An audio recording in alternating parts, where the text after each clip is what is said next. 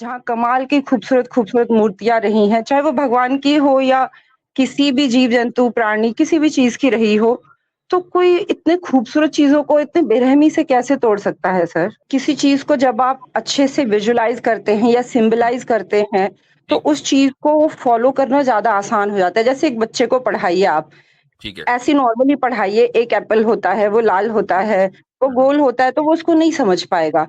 लेकिन हुँ, उसी एप्पल को आप लाके उसको जब हाथ में देंगे कि देखो ये एप्पल होता है, जी, तो उसे समझने में ज़्यादा समझ आसानी जाएगा। होती है। ये बिल्कुल सही है। इससे ये पता चलता है कि अगर आप किसी कॉन्सेप्ट को सिर्फ़ विज़ुअलाइज़ करके ही समझ सकते हैं, तो ये इंटेलेक्चुअल पीक नहीं है, बल्कि ये लर्निंग का फर्स्ट फ़ेज़ है। ठीक? ये तो मान लिया ना आपने? हाँ सर, ये मानती हूँ मैं, ये ठीक फर्स्ट है। स्टेज है। मैं अब हम मेरा जो थोड़ी बात सवाल है करेंगे। आपसे वो ये है जी। कि मसलन मैं किसी कॉन्सेप्ट को उस किसी भी माध्यम को विजुअलाइज़ किए बगैर, किसी भी मीडियम को विजुअलाइज़ किए बगैर एक कॉन्सेप्ट समझ जाता हूँ। ठीक है? और इमेजिन करें आपके सामने एक दूसरा बंदा है, दूसरा शख्स है। वो जब ही समझेगा जब एप्पल सामने होगा तो समझेगा कि एप्पल जब गिराएँगे ना ऊपर से तो समझेगा कि अच्छा ग्रेविटी इसे कहते हैं। एप्पल गिरा अब मुझे समझ में आया ग्रेविटी क्या है। मैं बगैर एप्पल गिरे ग्रेविटी समझ रहा हूँ। बेहतर कौन है? यहाँ बात धर्म या रिलिजन की हो रही है सर, यहाँ सब कुछ मानने पे चलता है। आपका नहीं, भी नहीं। धर्म मानने पे चलता नहीं, है, नहीं, हमारा भी नहीं, नहीं, नहीं, मानने पे नहीं, चलता यही बुनियादी है। फ़र्क है। यही जी, बुनियादी फ़र्क है कि आपके यहाँ जो धर्म है ना, वो जी, मानने पर चलता है। हमारे यहाँ जो दीन और धर्म है, वो सिर्फ़ मानने पर नहीं चलता, बल्कि हम उसको रैशनलाइज़ करते हैं। हाँ जी, नमस्ते। जी, नमस्ते जी। जी, आदाब। जी, एक्चुअली मैं एक सवाल पूछना चाहती हूँ आपसे। जी, फ़रमाइए। अ, इस्लाम में ये मूर्ति पूजा को लेके इतना ज़्यादा सख्ती क्यों मतलब है? जैसे दूसरे धर्म के मूर्तियों को तोड़ देना या मतलब क्रिटिसाइज़ करना, तो ये चीज़ इस्लाम में इतना ज़्यादा हार्डकोर टाइप में क्यों है? हम जी, जैसे अपने देश में जाते हैं, कई सारे प्राचीन मंदिरों को देखते हैं या वर्ल्ड के भी कई हेरिटेज को देखते हैं, जहाँ कमाल की खूबसूरत-खूबसूरत मूर्तियाँ रही हैं, चाहे वो भगवान की हो या किसी भी जीव-जंतु, प्राणी, किसी भी चीज़ की रही हो, तो कोई इतने खूबसूरत चीज़ों को इतने बेरहमी से कैसे तोड़ सकता है सर? ठीक है, मतलब ये क्या लॉजिक क्या है मुझे समझ में नहीं आता कि इस्लाम को इतना मूर्ति पूजा इन सब चीज़ों से इतनी नफ़रत क्यों है सर? ठीक है। तो आपका जो सवाल है, वो मूर्ति तोड़ने के ताल्लुक से है कि मूर्ति पूजा के ताल्लुक से? चूँकि दोनों मूर्ति चीज़ें पूजा अलग-अलग से भी है और मूर्ति तोड़ने से भी है सर। तो चलें मूर्ति पूजा पर पहले बात करते हैं। ठीक है? फिर मूर्ति तोड़ने पर बाद में बात करेंगे। तो मुझे एक बात बताएँ कि मूर्ति पूजा इंसान को करनी चाहिए या नहीं करनी चाहिए? सर मेरी नज़र में तो बिल्कुल करनी चाहिए। अच्छा, क्यों करनी चाहिए? उसको रैशनलाइज़ कर दीजिए। सर एक किसी चीज़ को जब आप अच्छे से विजुअलाइज़ करते हैं या हुँ, सिम्बलाइज़ करते हैं, तो ठीक, उस चीज़ को फॉलो करना ज़्यादा आसान हो जाता है। जैसे एक बच्चे को पढ़ाइए आप, ठीक है। ऐसे नॉर्मली पढ़ाइए, एक एप्पल होता है, वो लाल होता है, वो हुँ, हुँ, गोल होता है, तो वो उसको नहीं समझ पाएगा। लेकिन हुँ, उसी एप्पल को आप लाके उसको जब हाथ में देंगे कि देखो ये एप्पल होता है, जी, तो उसे समझने में ज़्यादा समझ आसानी जाएगा। होती है। ठीक है, जब वो बच्चा वैसे बड़ा ही हमें होता है लगता है।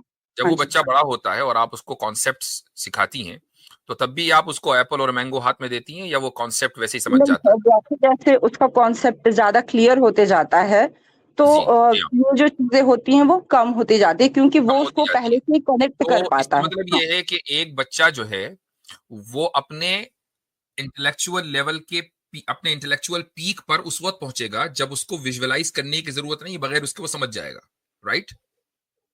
पर सर वो कुछ ना कुछ तो अपने माइंड में बनाएगा ना छवि, वो बैकअप वो में एक अलग लेके बात है। आएगा। जभी आपने जो एप्पल ऑरेंज है वो हटा दिया, अब आप उसको मसलन आइंस्टाइन की थ्योरी समझा रही हैं, उसमें एप्पल ऑरेंज है नहीं। और वो बच्चा वो स्टूडेंट जो है, जो अपने कॉलेज लेवल पर पहुंच गया है और वो अपने इंटेलेक्चुअल पीक पर है, अब वो उसको समझ रहा है। अब यहाँ एप्पल ऑरेंज के तस्वीर की कोई ज़रूरत नहीं है और आप उसको अच्छा समझ रही हैं चूँकि आप उसको स्लोली-स्लोली वहीं लेकर जाना चाहती हैं, जहाँ पर वो आज है।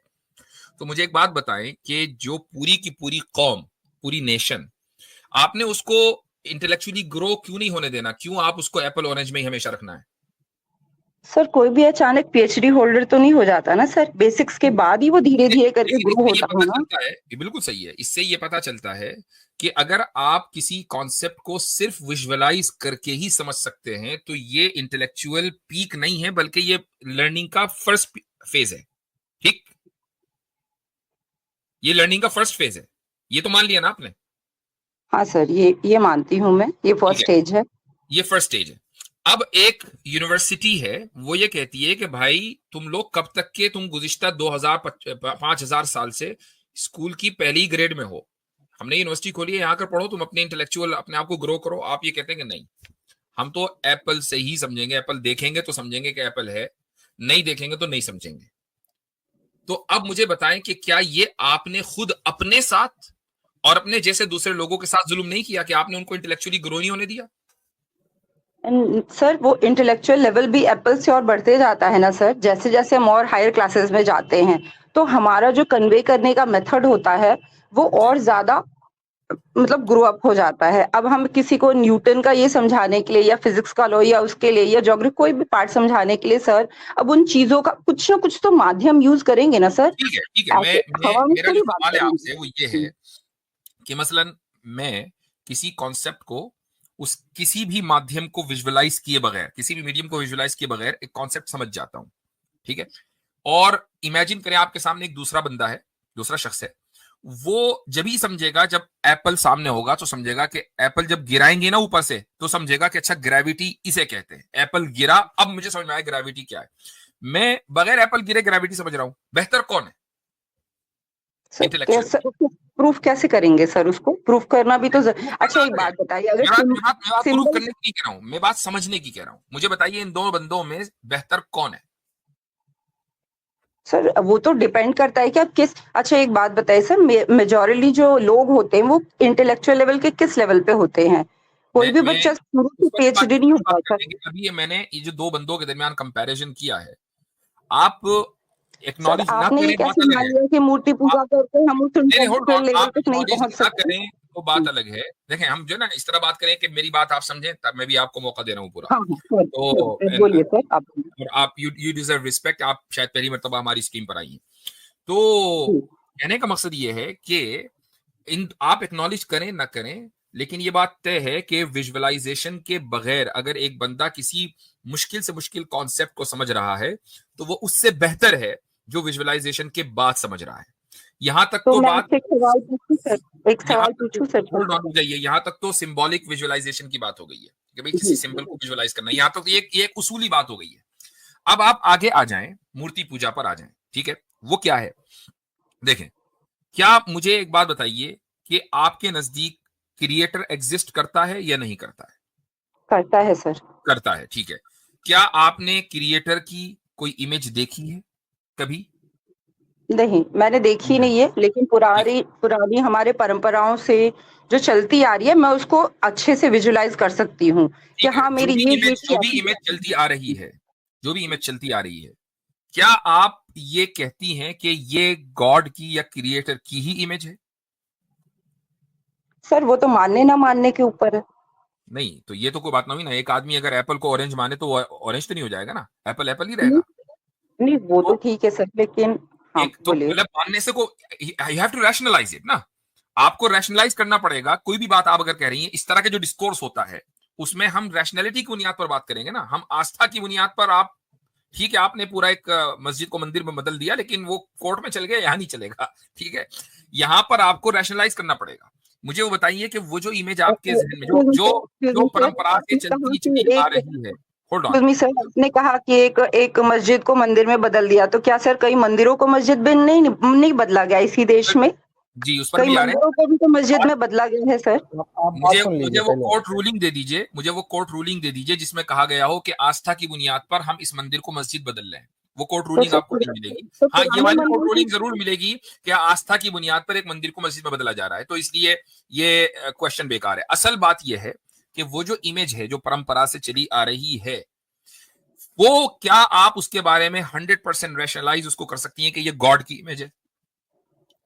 सर हमें उतना फर्क नहीं पड़ता, हम बस मानते हैं कि वो शिव हैं, वो शब्द भी हो सकते हैं, वो ओम भी हो सकते हैं, वो मूर्ति भी ओके, हो सकते हैं, तो वो अगर मान बिना। लीजिए मैं अगर एप्पल को ऑरेंज मानूं तो क्या वो ऑरेंज है? आप ये कह सकती हैं कि भैया आपकी अपनी जो भी आशा मानो, क्या ये नहीं सही सर, है? नहीं है ना भाई, एप्पल को नहीं। एप्पल कहा जाएगा, ऑरेंज को ऑरेंज कहा जाएगा। अगर आपकी जी ये आस्था है तो कि भाई नहीं, बस मान लिया हमने कि जी गॉड की एक इमेज है, जबकि गॉड की कोई इमेज नहीं है। अब मैं एक और मिसाल दे रहा हूं आपको। मैंने मान लिया कि प्राइम मिनिस्टर की जो इमेज है ना, वो मोदी वाली नहीं बल्कि राहुल गांधी वाली है, या वो तेजस्वी वाली है, या वो अखिलेश वाली है, या वो हिटलर वाली है, क्या आप उसको सही मानेंगे?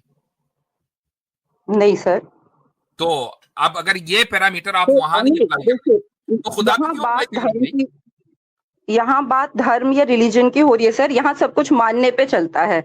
आपका भी बिल्कुल। धर्म मानने पे चलता है, हमारा भी मानने पे नहीं, चलता यही बुनियादी फर्क है।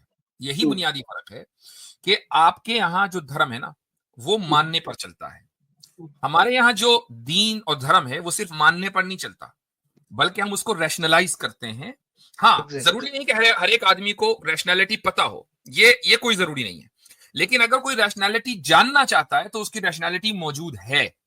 That's the point. एक मुसलमानों की, एक एवरेज मुसलमानों की बड़ी तादाद है कि उनको हर चीज की रैशनैलिटी नहीं पता। लेकिन अगर आप पंडित जी से भी ना मूर्ति पूजा की या इस तरह के जो कॉन्सेप्ट मैंने आपसे पूछे हैं उनकी रैशनैलिटी पूछेंगे, वो फौरन आस्था को लिया, भाई आस्था है। तो आपका धर्म चलता है आस्था पर, इस्लाम नहीं चलता। इस्लाम आस्था के साथ रैशनैलिटी ऐड करता है। ये है पॉइंट। सिस्टर, असल में इसको इसको इस तरीके से भी आप समझ सकती हैं। मैं इसको एग्जांपल देता हूँ कि जैसा कि आपने बताया कि आप किसी शिवलिंग को या किसी भी मूर्ति को विद ऑल ड्यू रिस्पेक्ट आप उसको क्रिएटर मानते हैं, तो आपके सामने एक ग्रुप ऑफ पीपल आ जाएगा, वो कहेगा हमारे यहाँ पे एक बहुत बड़ा सुअर था, उसने जो है उसने यहाँ पर फीकस, ठीक है, फीकल मैटर निकाला, तो इसको हम क्रिएटर मानेंगे। तो आपका दिमाग भी कहेगा भाई कि यार ये क्या बकवास है। नहीं, वो कहेंगे नहीं भाई हमारी आस्था है। तो फिर उससे क्या होगा ना, उससे क्या होगा कि डिस्कोर्स जो है ना वो बंद हो जाएगा। तो अभी आपने ये बात कही कि यह आस्था है, तो द डिस्कोर्स इज शट। फिर कोई बात नहीं होती बात करने की। फिर तो मैं मतलब ऐसी बात होगी कि मैं एक दीवार के सामने अपना सर पीट रहा हूँ। जी, तो अच्छा, एग्जैक्टली एक सवाल जो मेरे जहन में आया सिस्टर के लिए, वो ये कि अभी एक बीजेपी लीडर ने ये कहा कि जगन्नाथ जो है वो मोदी जी के भक्त हैं। बिल्कुल तो गलत है सर। मुझे तो नहीं, मिले तो 2 थप्पड़ लगाऊं उसको। क्यों? ये तो उनकी आस्था है। सर, आस्था का मतलब ये थोड़ी होता है कि आप भगवान से ऊपर इंसान को रखें। किसी भी धर्म में भगवान की आपने अलग एक आपने अब स्थान आप है, देखें, वो इंसान कि से रखें। आपने 2 थप्पड़ लगाने की बात कर दी कि मुझे मिले मैं उसको 2 थप्पड़ लगाऊं, क्योंकि उसने भगवान से ऊपर एक इंसान को रखा है। हम ये कह रहे हैं कि इंसान का दर्जा तो पत्थर से ऊपर है। आप अगर उस भगवान से ऊपर पत्थर को रख दें तो फिर आपको गुस्सा क्यों नहीं आता? आप ऐसे लोगों को 2 थप्पड़ क्यों नहीं लगाती? नहीं सर, हम उस पत्थर में भगवान नहीं देखते। हम सिर्फ उसको सिंबलाइज करने के लिए याद रख, अगर ऐसा होता तो क्या हम खुद से मूर्ति बना के और खुद से विसर्जित करते? ये तो बता सवाल दीजिए जो है मुझे। कि अगर संबित पात्रा जो है वो मोदी जी हाँ। में भगवान देख रहे हैं और वो भगवान भी जगन्नाथ से ऊपर है, तो आपको गुस्सा क्यों आ रहा है? उनकी आस्था है ना। नहीं, मोदी एग्जैक्टली। जी में भगवान, भगवान तो सब में है सर। भगवान आप में है, मुझ में है। एज अ पर्सन तो मैं मानती हूँ नहीं, सब में भगवान है। नहीं, बात ये है लेकिन कि वो भगवान लेकिन जो है, जो आप मान रहे हैं वो मेरी और आपका की पूजा नहीं कर रहा है। ठीक है, ये तो मान रहे हैं ना। ठीक है, हाँ भगवान नहीं, सब में आपके आपके एतबार से, वो लेकिन मेरी पूजा जगन्नाथ नहीं करेगा सर, पर मैं उसका जगन्नाथ अंश हूँ। मेरी मैं आपकी पूजा उसी तो का नहीं कर अंश रहे हूँ। हैं। एक आदमी ने, जो कि संबित पात्रा ने ये कह दिया कि जी जगन्नाथ जो है वो मोदी जी के भक्त हैं, वो उनकी आस्था है। आप, मुझे नहीं पता कि इसमें नहीं, यही मसला होता है आस्था की बुनियाद पर, जब आप किसी चीज को रैशनलाइज नहीं करते तो कि कौन एक सा आदमी की धर्म है जो आस्था कुछ भी आस्था हो के सकती बुनियाद है, पर नहीं तो चलता? फिर अब मुझे आपको बताओ। किसी भी सूरत में अच्छा। आपको एतराज का हक संबित पात्रा के खिलाफ नहीं होना चाहिए था। ये मैं सिर्फ कह रहा हूँ। नहीं, मुझे बताइए कौन सा धर्म आस्था के अनुसार नहीं चलता? अगर आप मानते हैं भगवान हर जगह है, तो मस्जिद क्या करने जाते हैं? आप घर में क्यों नहीं प्रेयर कर लेते? आप काबा होल्ड ऑन। किस लिए जाते हैं? आप घर में क्यों नहीं प्रेयर कर ले? ये आस्था ही तो है कि ठीक वहां जाने पे मे बी मुझे कुछ बेटर फील होगा, मुझे कुछ ठीक अच्छा लगेगा। मे ठीक बी ये आस्था ही तो है सर। अच्छा, सही है, आपकी मैंने पूरी बात सुन ली। मैंने आस्था का इनकार नहीं किया। मैंने क्या कहा है, आपका धर्म जो है वो प्योरली आस्था पर है।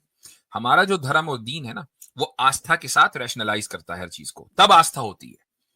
तो आप किसी भी चीज को, हम भाई मस्जिद क्यों जाते हैं, घर में क्यों नहीं पढ़ते? घर में भी पढ़ सकते हैं, मस्जिद भी जाके पढ़ते हैं। लेकिन उसकी एक वजह है, वो जब हम उसके ऊपर बात करेंगे उस पर कर लेंगे। फिलहाल हम इस पर बात कर रहे हैं कि अगर आपका धर्म प्योरली आस्था के ऊपर है और रैशनैलिटी आप दे नहीं रही हैं, तो फिर संबित पात्रा पर आपको किसी भी सूरत में ऑब्जेक्शन नहीं होना चाहिए। उसने जो कहा बिल्कुल ठीक कहा, अपनी आस्था के मुताबिक कहा। और मुझे हैरत है कि वो अपोलोजाइज क्यों कर रहे हैं। उनको कहना चाहिए भाई सर, हमारी आस्था इसी में है। जी हेलो। जी जी, मैं सुन रहा हूं। मेरी बात नहीं को सर, आप comment इतना बड़ा देश है, 140 करोड़ का देश है, कौन उठ के क्या बोल देगा? एक पर्सनल, वैसे हर धर्म के बारे में उल्टे सीधे बोलने वाले लोग हमारे देश में मिल जाएंगे सही, सर। एक बिल्कुल। संबित पात्रा ही क्यों, हमारे देश में और भी धार्मिक नेता हैं जो दूसरे धर्मों के हाँ, बारे में क्या क्या नहीं तो बोलते। उनकी बिल्कुल, आस्था बिल्कुल। है। ऐसे तो सबको अगर फांसी पे लटकाने लगे तो फिर बड़ा मुश्किल हो। हम मैं नहीं कह रहा अपने हूँ, लिए जिम्मेदार है सर। मैं तो संबित पात्रा को का डिफेंस कर रहा हूँ यहाँ पर, आपके बात पर कह रहा हूँ कि आपने कहा मुझे इतना गुस्सा है कि अगर मुझे मिल जाए मैं उसको 2 रैपट मारूं। तो मैं कह रहा हूं कि अगर आपकी आस्था और उसकी आस्था दोनों ही दीन धर्म की बुनियाद है आपके, तो आपको गुस्सा नहीं आना चाहिए। That's the point. ये उड़ीसा वो के उनकी लोगों को आस्था है। गुस्सा नहीं आना चाहिए तो कि उन्होंने ये भी बीजेपी के बॉयकॉट का ऐलान कर दिया कि हम इसको वोट नहीं देंगे, और संबित पात्रा को आकर जो है फिर अपोलोजाइज करना पड़ा, और बड़ी बड़ी लीडरशिप को अपोलोजाइज करना पड़ा। करना ही नहीं चाहिए था। वो कह रहे भाई हमारी आस्था है। सर, ये भी तो हमारी आस्था है कि भगवान हमसे ऊपर है, हम उनके भक्त हैं। कोई भगवान को हमारा भक्त बना दे तो ये तो बिल्कुल हमारे जो लॉजिक्स है उसके खिलाफ है। हम नहीं एक्सेप्ट करते इसको सर। वाह! अच्छा चलें, इसी को लेते हैं। आपने कहा कि जी भगवान हमसे ऊपर है। अच्छा, क्या भगवान आप में है हर जगह और हम सब में है? कण कण में है, सब में है कण-कण सर। में। तो ठीक है। तो हमारा धर्म इसके कहता है वसुधैव कुटुंबकम, चलो हर जीव में। तो जब वो हर चीज में है, हर चीज में भगवान है, तो फिर भगवान हर चीज से ऊपर कैसे हुआ? सर, हम उसके अंश हैं, संपूर्ण नहीं है। भगवान ठीक है, संपूर्ण है, हम उसके अंश हैं सर। गॉड्स का बना हजारों है अरबों भगवान। खरबों में हम उनके अंश हैं सर। ठीक है। कहने का मकसद ये है कि अगर आपने ये कहा कि एक इंसान भगवान से ऊपर नहीं हो सकता, हालांकि भगवान उस इंसान में मौजूद है, तो ये गलत है। I agree with you. ठीक। अब मुझे बताएं कि क्या एक पत्थर भगवान से ऊपर हो सकता है? सर, मैंने आपको अभी समझाया कि हम उस पत्थर की पूजा नहीं करते हैं। हम्म। हम उस पत्थर की पूजा नहीं करते हैं सर। हम उस पत्थर में ऐसा विजुअलाइज करते हैं, हम असल में उस शक्ति की पूजा करते हैं। वो पत्थर नहीं भी रहेगा, कल हम दूसरा पत्थर लाके पूजा करेंगे। ऐसा दूसरा होता पत्थर तो लाएंगे ना, परमानेंट पत्थर दूसरा होता पत्थर सर। लाएंगे ना।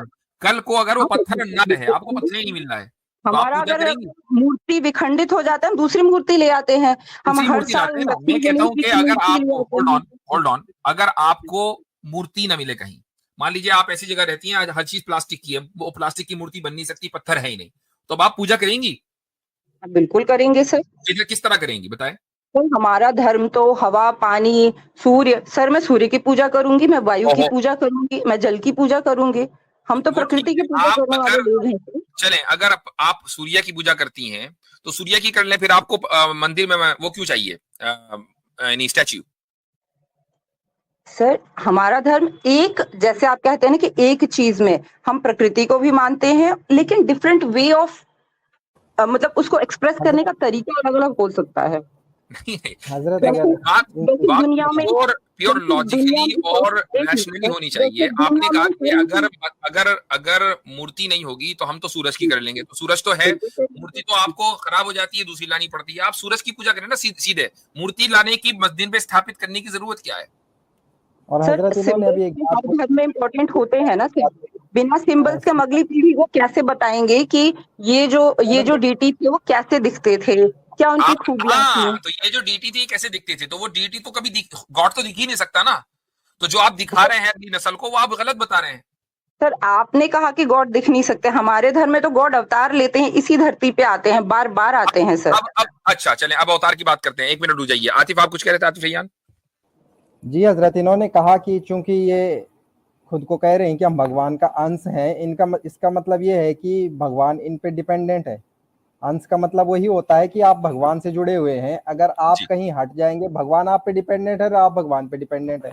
जी, ये भी एक मसला है। रुक जाइए। अब हम मसलन अवतार की बात करते हैं। ठीक है, आपने कहा कि हमारे धर्म में अवतार जन्म लेते हैं। अच्छा, ये जो अवतार हैं ये क्या हैं? ये भगवान के रिप्रेजेंटेटिव हैं या ये भगवान है? सर, ये भगवान के विभिन्न रूप हैं, भगवान के ही विभिन्न रूप हैं। भगवान के विभिन्न रूप हैं। तो अब एक बात बताएं कि क्या एक आदमी का एक रूप दूसरे रूप से बेहतर हो सकता है, या दोनों रूप बराबर होते हैं?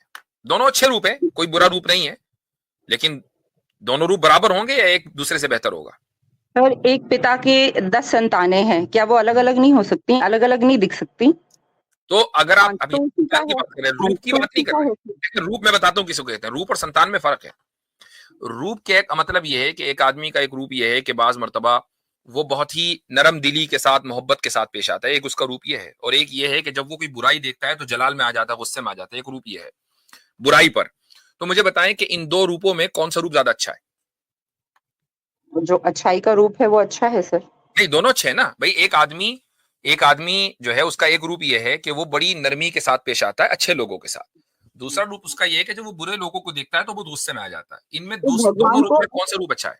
भगवान को हम उनके गुणों की वजह से पूजा करते हैं ना, उनमें ऐसी आई शक्तियां हैं, अंडरस्टैंड दैट, उनका आई ऐसा कुछ अंडरस्टैंड। इन करते दो हैं। रूपों में क्या आप किसी एक रूप को ये कहेंगी कि ये वाला ज्यादा अच्छा है, या कहेंगी कि दोनों अच्छे हैं? नहीं, दोनों रूप, जिसमें हमें बुरा गुण दिखेगा हम उसको अच्छा नहीं कहेंगे सर। नहीं नहीं, एक आदमी बुराई से, मैंने पहले ही कहा, एक आदमी बुरे लोगों को देखकर गुस्सा करता है, अच्छे लोगों से मोहब्बत करता है, ये उसके दो अलग अलग रूप है ना।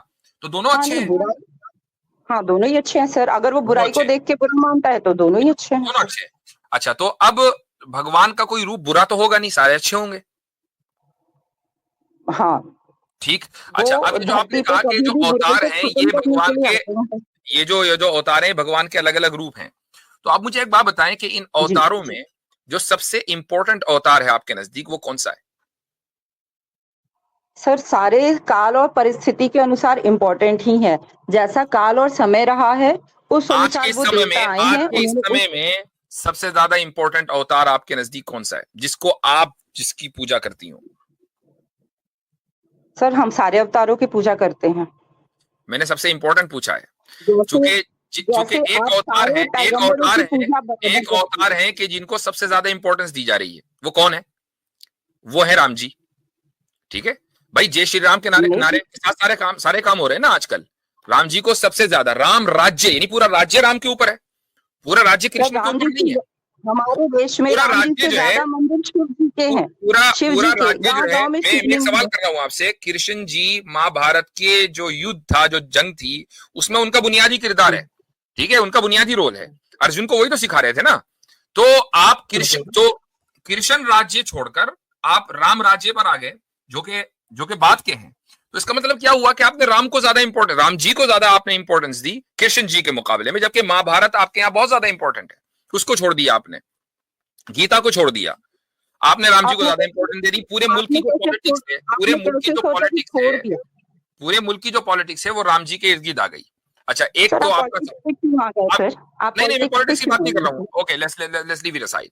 मुझे एक बात बताएं कि क्या खुदा जन्म ले सकता है, उसका कोई रूप जन्म ले सकता है? जी। बिल्कुल ले सकता है सर, अवतरित हो सकता है। वो माँ के गर्भ से जन्म नहीं लेते, वो स्वयं उत्पन्न होते हैं, वो आते हैं। यानी राम जी के माँ बाप नहीं थे? नहीं, माता पिता तो थे सर, लेकिन क्योंकि वो बायोलॉजिकली उनका जन्म हुआ कि नहीं हुआ? उनके अवतार सर, हम उनको जन्म नहीं कहते, हम उनका अवतार कहते हैं। तो आप कुछ भी मतलब कहेंगे, अवतरित उनका हुए, धरती पे बायोलॉजिकली अवतरित हुए। हाँ बायोलॉजिकली उनका जन्म हुआ या नहीं हुआ? हाँ, हुआ सर, हुआ सर। हुआ। तो खुदा के किसी रूप का बायोलॉजिकली जन्म हो सकता है, क्योंकि रूप बायोलॉजिकल नहीं होता। फॉर योर सर काइंड हमारे इंफॉर्मेशन।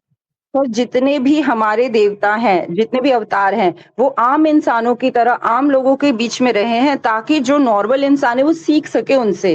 वो नॉर्मल दिखते हैं, वो नॉर्मल इंसानों जैसा बिहेव करते हैं, उनके लाइफ में भी सुख दुख आते हैं, वो भी रोते हैं, वो भी हंसते हैं, ताकि आम इंसान उनसे कनेक्ट कर पाए अपने आप को कि ये भी तो हमारे ही तरह थे। अब आज के डेट में हम लोग कहते हैं कि राम जी जैसे इंसान ने जब दुख भोगा, जब उन्हें परेशानी आई, तो हमारी क्या औकात है? या सीता जी के साथ ऐसा, मतलब जो भी हुआ अपना उनके लाइफ में, उनके दुख आए, तो हम क्या चीज हैं? तो ये चीजें हमें कनेक्ट करने में हेल्प करती हैं सर। ठीक है, वेरी गुड पॉइंट। देखें, मैं इस्लाम का कॉन्सेप्ट आपके सामने रखता हूं कि आपने कहा कि भाई इंसानों को सीखने में मदद मिलती है। तो हमारे यहाँ जो कॉन्सेप्ट है वो ये कि अल्लाह ताला ने इंसानों के दरमियान अपने मैसेंजर्स भेजे हैं, अपने प्रॉफिट्स भेजे हैं। वो खुदा नहीं थे, ठीक है, खुदा उनमें नहीं था। खुदा ने अपने मैसेंजर्स यानी रिप्रेजेंटेटिव्स इस दुनिया के अंदर भेजे, जो बायोलॉजिकल ह्यूमन थे। उनके माँ बाप थे, उनकी जिंदगी में हंसी थी, खुशी थी, गम थे, परेशानियां थी, तकलीफें थी, हर वो चीज एक आम इंसान की जिंदगी में होती है, वो उनकी जिंदगी में थी, और उन्होंने अपनी जिंदगी को परफेक्शन के साथ जिया। तो हम उससे प्रेरणा लेते हैं कि यार हमारी जिंदगी भी ऐसी होनी चाहिए, ठीक है। लेकिन हम उनकी पूजा नहीं करते हैं, क्यों? क्योंकि वो खुदा नहीं है। यहां फर्क आ जाता है कि आप अवतार को मानते हैं, जितने भी अवतार हैं, और आप उनका मकसद यही बयान करते हैं कभी मकसद ये है कि भाई हम उनसे सीखें चूंकि वो हमारे जैसे ह्यूमन थे बायोलॉजिकली। लेकिन फिर जो सर प्रॉब्लम आती है वो ये सुन लीजिए मेरी बात, जो प्रॉब्लम आती है वो ये आती है कि आप उनमें भगवान को बिठा देते हैं और उनकी पूजा शुरू कर देते हैं। मुझे एक बात बताएं कि अगर वो पूजनीय हैं, अगर आप उनकी पूजा करते हैं, तो फिर वो हमारे जैसे नहीं है, वो हमसे कहीं ऊपर है कि वो उनकी पूजा की जा रही है। अंबिया और प्रॉफिट्स की पूजा नहीं की जाती। अब हमने उनको वो स्टेटस दिया जो एक इंसान को दिया जाता है। हाँ, हमसे बेहतर वो इस माना करें कि मोरली बेहतर है, वो गॉड से कनेक्टेड इस माना करते हैं कि गॉड से मैसेज ले रहे थे, लेकिन वो पूजा नहीं, पूजा होगी सिर्फ गॉड की होगी। ये फर्क है। अब मुझे एक बात बताइए कि अगर हम गॉड को वो हक दे रहे हैं, वो मकाम दे रहे हैं कि पूजा सिर्फ गॉड की होगी, किसी और की नहीं होगी, क्या ये मकाम गलत है? क्या उसको ये स्टेटस देना गलत है? सर हम तो नहीं, आप पूजा, हम भी तो ब्रह्म की पूजा करते हैं सर। ब्रह्म से ही विष्णु निकले, ब्रह्म से ही शिव निकले। हम भी पूजा तो एक ही ईश्वर की करते हैं सर, लेकिन तो उनके फॉर्म अलग अलग हैं, उनके फॉर्म अलग अलग हैं सर। ब्रह्म से ही विष्णु निकले, क्या मतलब? निकलने का क्या मतलब है? पैदा हुए या हाँ, बनाया? उनके अलग अलग, या हाँ, ब्रह्म उनकी ने अलग अलग बनाया? शक्तियों से, निकलने का क्या उनके मतलब है? अलग अलग शक्तियों से सर। एक जी, क्रिएटर बने, एक ने क्रिएट किया वर्ल्ड को, एक चलाते हैं, एक डिस्ट्रॉयर हैं। तो ये अच्छा ब्रह्म के ही अलग अलग स्वरूप हैं सर। अच्छा। एक ये दो, ये भगवान तीन जो की है, एक चलाते हैं, भगवान भी एक ने चार पैदा स्वरूप है। किया, और एक जो है वो डिस्ट्रॉयर है। ये तीनों अलग हैं कि एक हैं? ब्रह्म के ही रूप हैं ये तीनों, दिखते अलग हैं पर है एक ही के अंश, एक पिता के तीन ओ पुत्र। ट्रिनिटी।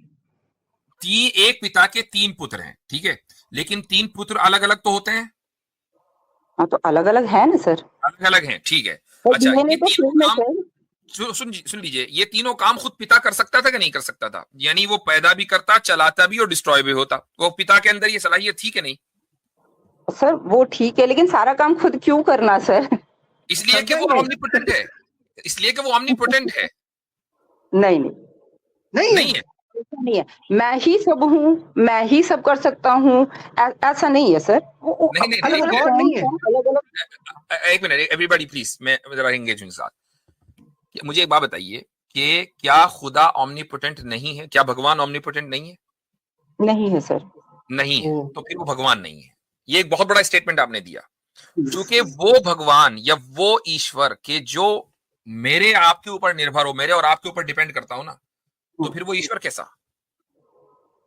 सर ये डिपेंड होना क्या होता है? तो वही जो आप फिर कह रही वही जो आप कह रही हैं कि वो खुद नहीं कर सकता, उसको उसको हेल्प चाहिए।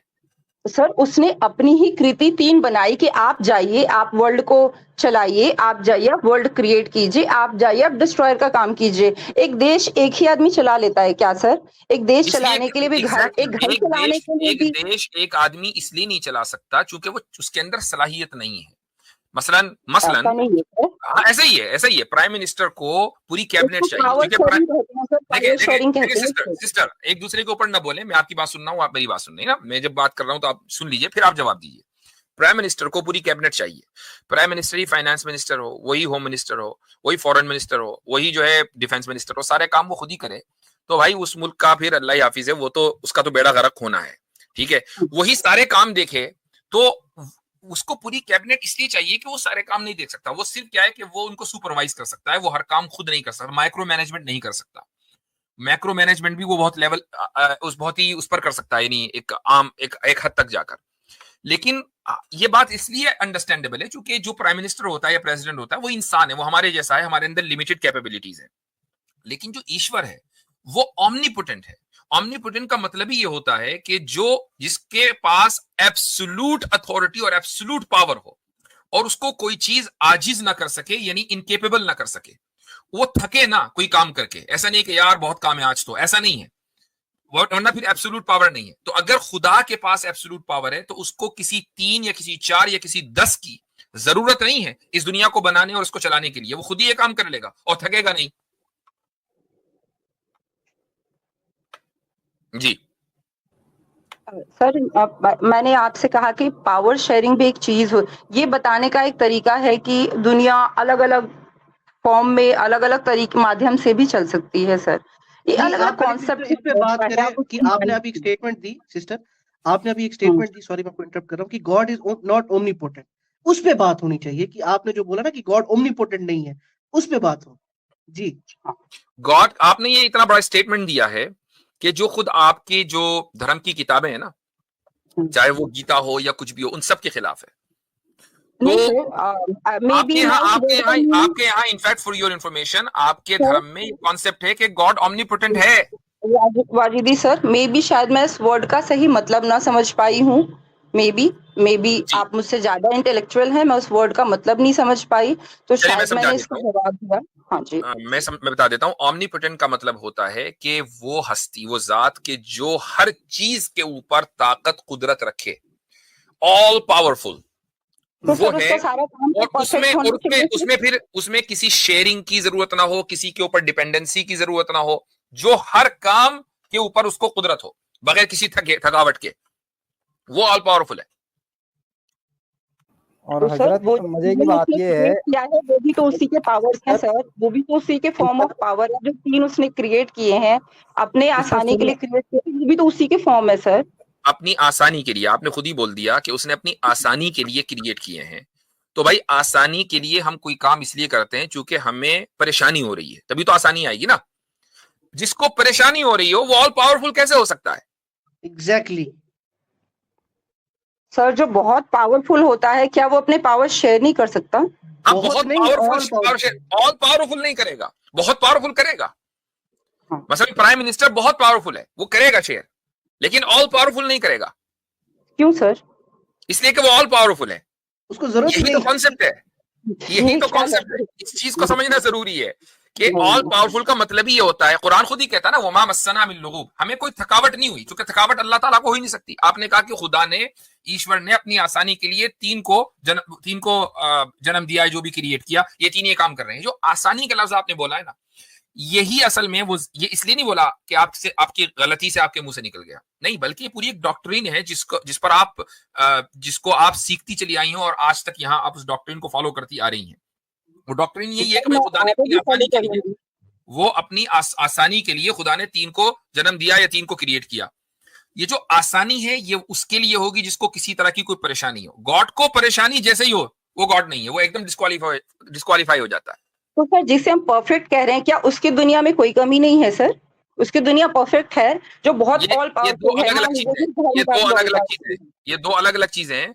उसकी दुनिया परफेक्ट है, या इस, अभी हम, ये एक अलग सवाल हो जाएगा कि भी परफेक्शन किसे कहते हैं, लेकिन हम डिरेल कर जाएंगे अपने इस इनिशियल जो कॉन्वर्सेशन है उससे। नहीं सर, एक्चुअली वाजिदी सर, मेरा क्वेश्चन तो ये था कि मूर्तियों से इतनी नफरत क्यों है सर? हम कहीं और जा रहे हैं। ये जी, मूर्तियों, इतनी आपकी सुंदर जबान से खुद ही निकल कलाकृतियां, गया। इतनी देखें, सुंदर नफरत खूबसूरत की बात दुनिया। सिर्फ इतनी है, मैं सिंपली बता देता हूँ। नफरत इसलिए है सिर्फ मूर्तियों से, यानी एक मान लीजिए आपने अपना फोटो दिया, भाई मेरा फोटो आपके सामने आ रहा है, मुझे इससे कोई नफरत नहीं है ना, तभी तो आ रहा है, मैं खुद कैमरा खोल के बैठा हूं।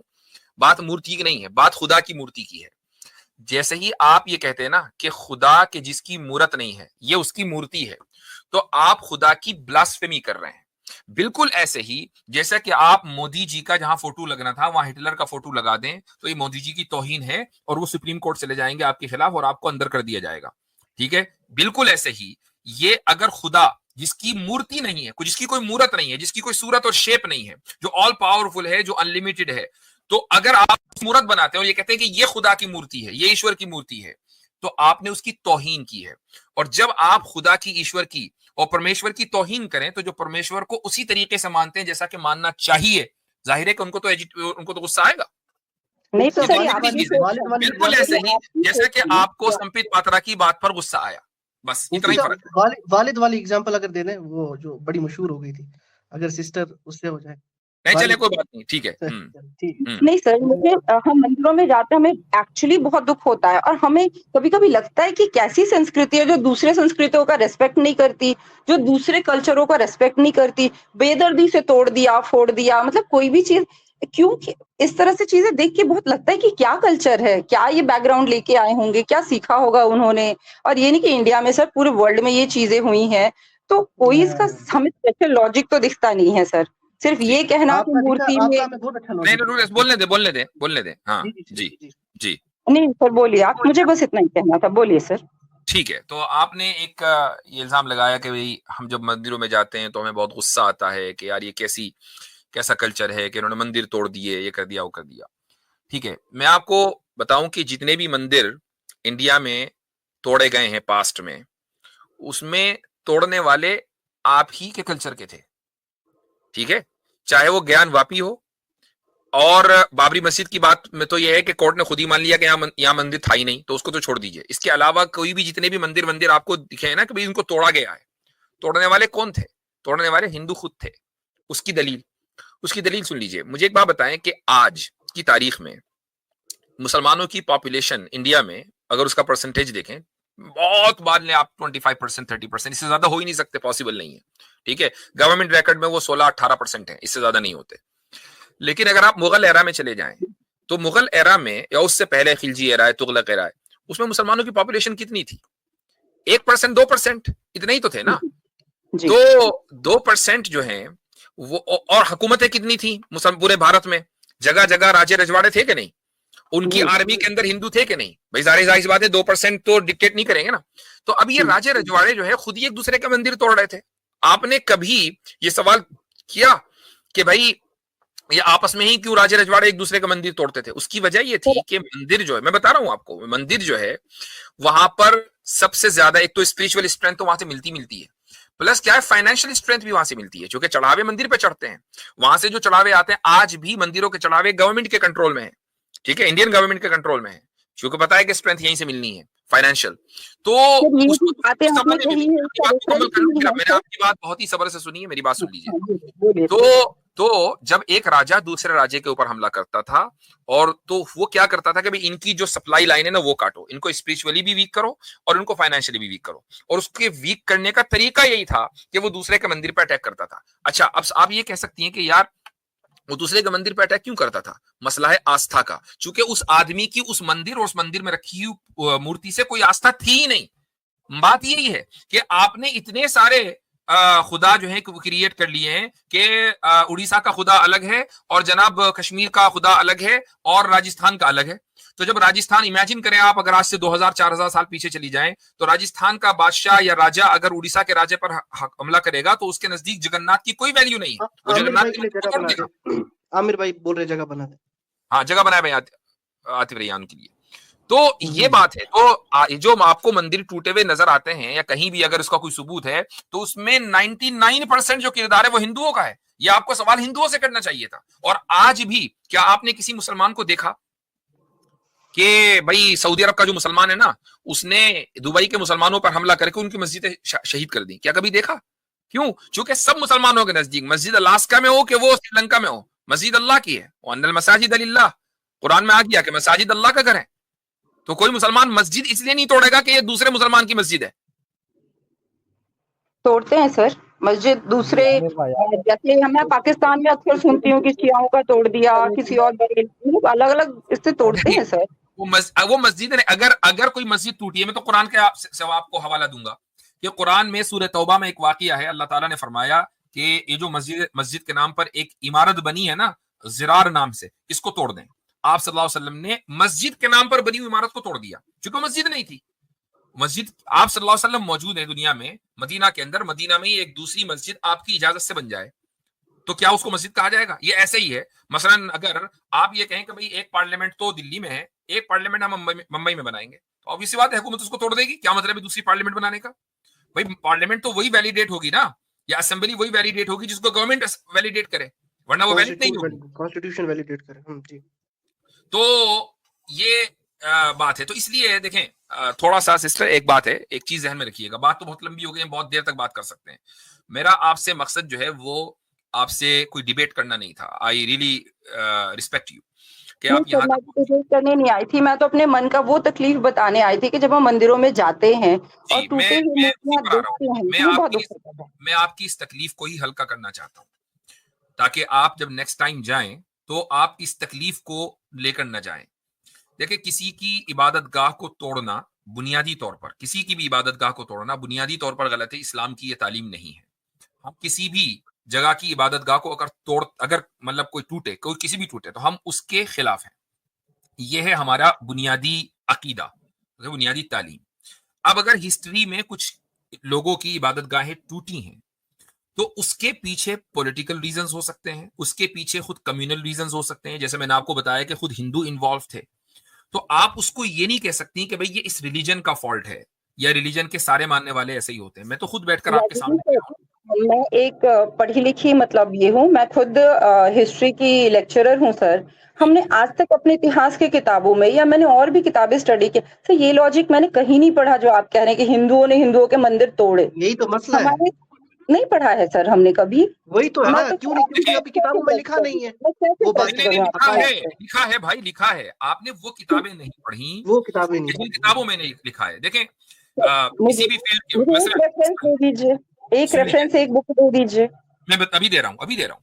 मैं मसलन मैं इस्लाम का एक स्टूडेंट हूँ, मैंने इस्लाम को बहुत पढ़ा है, अपने बचपन से पढ़ा है, लेकिन मैं ये नहीं कह सकता कि मैंने इस्लाम की हर किताब पढ़ ली। मैंने जितना पढ़ा है ना, वो उसके मुकाबले में बहुत कम है जितना मैंने नहीं पढ़ा। ठीक है, तो अब अगर आप हिस्ट्री की लेक्चरर हैं, इसका मतलब ये नहीं कि आप हिस्ट्री की एक एक चीज को जानती है। अभी मैं आपको एक नाम दूंगा ना, तो आप फौरन कहेंगे नहीं, ये तो जो है टुकड़े टुकड़े गैंग का है। बात यही है कि एक जो पॉलिटिकल इस वक्त मसला चल रहा है, उसमें ये किया कि भाई हिस्टोरियंस को भी डिवाइड कर दिया। ये हिस्टोरियंस हैं लेफ्टिस्ट, ये हिस्टोरियन है बिल्कुल सही वाले। राम पुनियानी का नाम सुना होगा आपने। राम पुनियानी की आप किसी भी किताब को उठाकर देख लीजिए, रेफरेंस के साथ वो बात करते हैं। उसमें उन्होंने साबित किया है कि कितने कितने टेम्पल्स को जो है हिंदुओं ने, राजे रजवाड़ों ने तोड़ा है। मेरे पास किताबें मौजूद है राम पुनियानी की। अभी करंट में कोई हिस्टोरियन सर? राम पुनियानी तो करंट अभी का है भाई, अभी जिंदा है, वो बंबई में रहते हैं। तो इनकी बुक हमें क्यों नहीं पढ़ाई जाती सर? अब ये तो आप, I mean why are you complaining to me? ये तो आप तो खुद हिस्टोरियन हैं, तो आप खुद देखें कि हिस्ट्री अगर कहीं लिखी हुई और इस वक्त जो कंटेम्प्रेरी हिस्टोरियंस हैं वो ये किताबें लिख रहे हैं, तो आपने क्यों नहीं पढ़ी? ये सवाल तो आपसे होना चाहिए। मैं तो वाकई मेरे लिए शॉकिंग है कि हिंदू ने, और मैं जब तक खुद से पढ़ूंगी नहीं सर, मैं इस फैक्ट को मानूंगी नहीं सर कि हिंदुओं ने हिंदुओं के मंदिर तोड़ दिए सर। That's your choice. आपको कोई कभी भी कोई, हम आपके ऊपर कभी थोप ही नहीं सकते कोई चीज। मैंने, आपने नहीं रेफरेंस मांगा, मैंने एक ऑथर का रेफरेंस दे दिया, आप उनकी वेबसाइट पर जाइए, सारी किताबें मौजूद हैं। आई डोंट नो कि वो डाउनलोडेबल है नहीं, मेरे पास तो हार्ड कॉपी है, तो आप उन हार्ड कॉपी परचेस करें, वो उस पर मिल जाएगी अमेजोन वगैरह पर, आप उसको पढ़िए। अगर आपकी ये सर, फील्ड है तो इसका ये तो जरूरी है, आपकी हम ड्यूटी है कि हम आप हिस्ट्री पढ़ें। सर हम सनातनी तो इस सोच के हैं कि कोई एक पत्थर भी रख देता, उस पे सिंदूर लगा देता है सर, तो हम बिना प्रणाम किए नहीं गुजरते। हम मंदिर क्या तोड़ेंगे सर? किसी और का मंदिर है तो मान लिया कि हमारा ही है। अब ये देखिए तो जी, हमारी राम सोच है पुनियानी मुसलमान तो है नहीं, वो खुद हिंदू हैं, वही लिख रहे हैं। ठीक है, सर। तो मैंने अब आप इस चीज उनको को कह पढ़ा नहीं करके, है सर, इस चूंकि ये वजह से मैं आपसे आपकी कंसर्न पर्सनल करती हूँ। आस्था हो सकती है कि आप जो है कहीं भी सिंदूर लगा दें तो उसको माथा टेकने लगे, ये आपकी पर्सनल आस्था हो सकती है। राम पुनियानी मुसलमान नहीं है, मैं ये कहना चाह रहा हूँ। अस्सलाम वालेकुम तमाम वालेकुम साथी। सलाम आमिर भाई। अच्छा यार, ये आपका लोगो कुछ बदल गया, मुझे नजर नहीं आ रहा था जी, सॉरी। बड़ी मादरत चाहता हूँ। पहले जी तो सबको प्यार भरा सलाम, बहुत शुक्रिया जगह बनाने के लिए। वालेकुम हजरत सलाम। जज़ाकल्लाह। हजरत, ये शंकराचार्य जी हैं जो कि देश में चंद बड़े शंकराचार्य जी हैं, जी जो कि बड़े-बड़े जो परंपराएं हैं या संस्कार हैं, उनका ये समझ लें कर्तव्य उनका वही है, वो देखते हैं उन चीज़ों को। अभी रिसेंटली राम मंदिर में जो श्री राम जी की प्राण प्रतिष्ठा का जो पूरा संस्कार किया गया है, वो भी उन्होंने देखा। उनमें एक शंकराचार्य जी हैं कि जो बेसिकली इलेक्शन कैंपेन भी लड़ी और अपनी पार्टी भी रखते हैं। जी वो अलग बात है कि उनके कैंडिडेट को हटा दिया गया, उस पॉलिटिक्स के अंदर हम डिटेल में नहीं जाना चाहते। उन्होंने आरोप लगाया है कि नरेंद्र मोदी साहब ने, श्रीमान नरेंद्र मोदी साहब ने 2000 साल पुराने काशी के अंदर मंदिर तोड़े हैं, जिनमें 2500 यानी 2500 साल पुरानी मूर्तियां पड़ी हुई थी, तोड़े हैं। टाइम्स ऑफ इंडिया की रिपोर्ट के मुताबिक करीबन 80 के करीब मंदिर हैं जो सिर्फ गुजरात के अंदर तोड़े गए हैं।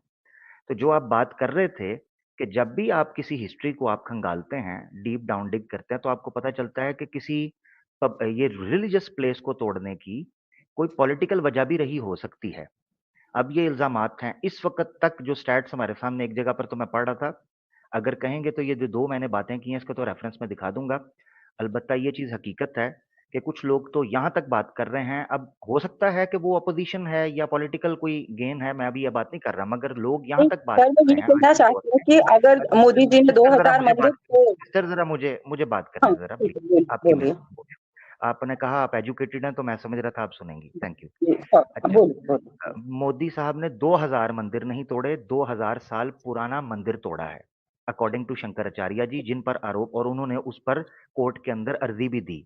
कोर्ट पे ऑब्जेक्शन भी अपना पिटिशन भी दायर की है कि मोदी साहब ने ये मंदिर क्यों तोड़े हैं, इसके तोड़ने की वजह नहीं पता, सवाए सिर्फ ये कि अपने जो इंफ्रास्ट्रक्चर खड़ा करना है या इन्वेस्टमेंट करनी है कंस्ट्रक्शन के माध्यम से, वो सारा उनका जो चक्कर जो इन पर इल्जाम लगता है।